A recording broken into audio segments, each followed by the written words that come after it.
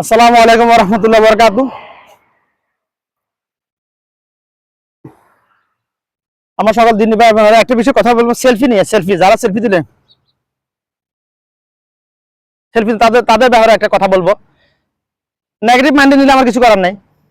আল্লাহ পাক যেটা আমাকে আমার করাবে দিয়েছে ওইটা বলতেছি। হাদিসে আসছে যারা মানে ছবি আঁকে অঙ্কন করে তাদের ব্যাপারে আসছে, তাদেরকে আল্লাহ পাক বলবে হাসরের দিন বলবে একে রূহ দাও, রূহ দাও। কোনো মানুষের পক্ষে সম্ভব একটা ফিডব্যাকের রূহ দেওয়ার? সম্ভব না। তখন সে যদি রূহ না দিতে পারে তার শাস্তি তাকে পেতেই হবে। ওটা হচ্ছে অন্য যারা ছবি অঙ্কন করে তাদের ব্যাপারে।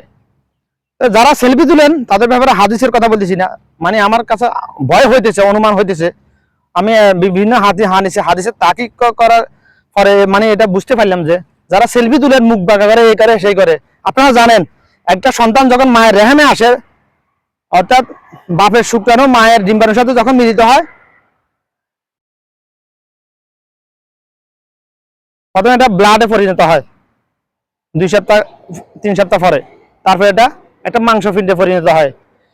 যখন মাংস পিণ্ডে পরিণত হয় 40 দিনের মধ্যে পরে, তখন মায়ের বমি শুরু হয়। তারপর আস্তে আস্তে আস্তে আস্তে ফাটিয়ে বড় হয়, আল্লাহ পাক আস্তে আস্তে দেয়। কিন্তু এখানে মানে মূল কথা হলো আল্লাহ পাক সৃষ্টি জগতের, এই সৃষ্টি জগতের যা কিছু আছে মানুষ ব্যতীত, আদম সন্তান ব্যতীত সবকিছু আল্লাহ সৃষ্টি করেছে দুইটা শব্দের মাধ্যমে, কুন ফায়াকুন। অর্থাৎ সৃষ্টি জগৎ আল্লাহ সর্বপ্রথম সৃষ্টি করেছে ফেরেশতাদেরকে, তাদেরকে তাদেরকে হুকুম আল্লাহ জিবরাইল আলাইহিস সালামকে হুকুম করেছে লিখার জন্য। আগে এরপর বানাইছে কলম, তারপরে কলমকে অর্ডার হুকুম করলো লিখার জন্য। কলম বললো কি লিখবো আমি, মইতব। আল্লাহ বলে সৃষ্টি জগতে যা কিছু মানে দুনিয়া সৃষ্টি করেছে করবে, মানে আদম সন্তান কত আদম সন্তান আল্লাহ সৃষ্টি করবে, আদম সন্তানের রিজিক এগুলো লিখার জন্য বলছে। এভাবে একটা পর একটা সিলসিলা আসতেছে। তো মানুষকে সৃষ্টি সব কিছু সৃষ্টি করেছে। আপনারা জানেন পৃথিবী সৃষ্টি করেছে আল্লাহ 6 দিনে। প্রথমে ছিল পানিতে বুদবুদ সৃষ্টি করেছে আল্লাহ কোন ফায়ার, শুধুমাত্র কোন দুইটা শব্দ, কোন ফায়াকুন। কোন বলছে ফায়াকুন হয়ে গেছে। এরপর ফেনা তৈরি হয়েছে। ফেনাতে আস্তে আস্তে ফেনা তৈরি হলে দুধের উপর সর বসে না, এরকম এরকম সব হয়েছে, আস্তে আস্তে মাটি হয়েছে। এভাবে আল্লাহ হয়েছে 6 দিনে পুরো পৃথিবী সৃষ্টি করছে। তো একমাত্র মানুষকে আল্লাহ পাক মানুষের পা থেকে এই পর্যন্ত গর্দান পর্যন্ত আল্লাহ পাকের নির্দেশে ফেরেশতাদের দ্বারা সৃষ্টি করেছে। যখন মুখমণ্ডলের কথা কাছে আসছে ফেরেশতারা বলছে থামো তোমরা। আল্লাহ পাক বলে আমার বান্দা চেহারা আমি আমার কুদরতি হাত দ্বারা সৃষ্টি করব। এই জন্য পৃথিবীর এক মানুষের সাথে আরেক মানুষের মিল না। যদি ফেরেশতারা বানাইতো তাহলে মিল পাইতেন, একে চেহারা মানুষ হাজার হাজার পাই যেতেন। আমার যে বান্দার চেহারা আল্লাহ পাক নিজ কুদরতি হাতে বানাইছেন, অথচ আল্লাহ চাইলে বান্দাকে কোন ফায়াকুন দ্বারা সৃষ্টি করতে পারতেন, করছে না।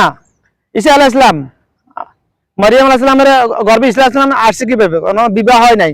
আল্লাহ পাক শুধু জিবরাইল আলাইহিস সালামকে পাঠাইছে হা করার জন্য, বলছে ফুবু দিছে, বাস চলে আসছে মায়ের গর্ভে। মায়ের গর্ভে চলে আসছে, কয়েকদিনের মধ্যে দুনিয়াতে চলে আসছে, ভূমিষ্ঠ হয়ে গেছে। মরিয়ম আলাইহিস সালামের মেয়ে ইমরান আলাইহিস সালামের মেয়ে মরিয়ম আলাইহিস সালাম, মরিয়ম আলাইহিস সালামের ছেলে ঈসা আলাইহিস সালাম। সূরা মারিয়াম পড়লে বুঝে পুরো ঘটনা পাবেন। আল্লাহ পাক আদম সন্তানের চেহারা বানাইছে নিজ কুদরতি হাতে, কত যত্ন করে। সে আদম সন্তান যদি নিজের চেহারা বিকৃত করে ফটো তুলে সেলফি তুলে এভাবে ব্যঙ্গ করলে আমার কিছু কর। যদি আল্লাহ ভাই এটা যদি ধরে ফেলে হাসরের দিন বাঁচার উপায় নেই ভাই। যদি আল্লাহ পাক বলে তোকে তো আমি এত যত্ন করে তোকে তো চেহারা বানাইছি, তোর এই চেহারা আমার বানানো চেহারা তোর পছন্দ হলো না কেন?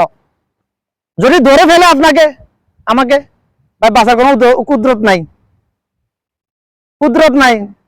কারণ আপনি আপনার চেহারা বাঁকা করে এটা আল্লাহ হক নষ্ট করতেছেন আপনি। বিচারক যদি বাদী হয়ে যায় তাহলে আসামির বাঁচার কি কুদরত আছে ভাই? তো যারা সেলফি তুলেন সতর্ক থাকবেন ইনশাআল্লাহ। আশা করি কথাগুলো বোঝার চেষ্টা করবেন। বাস আমার বলার দরকার বলে ফেলছি।